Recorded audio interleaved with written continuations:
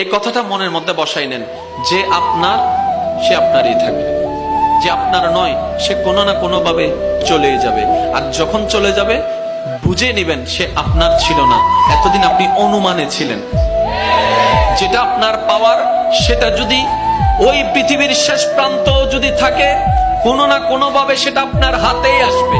আর যেটা আপনার নয় এটা যদি আপনার হাতের কাছেও থাকে আপনি স্পর্শ করতে পারবেন না। বাস এই দুইটা কথা যদি আমরা কোনোভাবে মনে এবং মাথায় রবের উপর ভরসা করে বসাই ফেলতে পারি, আমাদের জীবনের অর্ধেক ডিপ্রেশন এমনিতেই কমে যাবে। সুবহান। ধৈর্যের ফল মিষ্টি হয়, ধৈর্যের ফল, বাক্যটা আবার খেয়াল করেন, ধৈর্যের ফল মিষ্টি হয়। কখন হয় সেটা কিন্তু বলা নাই,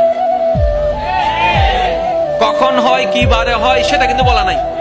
তার মানে ধৈর্যের ফল মিষ্টি হবে এটাই সত্য, কিন্তু সেই সময়টা যেন আমরা নির্ধারণ না করি যে এতদিন পরে হবে। না না, আল্লাহ যেই দিন চাইবেন সেই দিন হবে, বড় মজাদার হয়ে যাবে।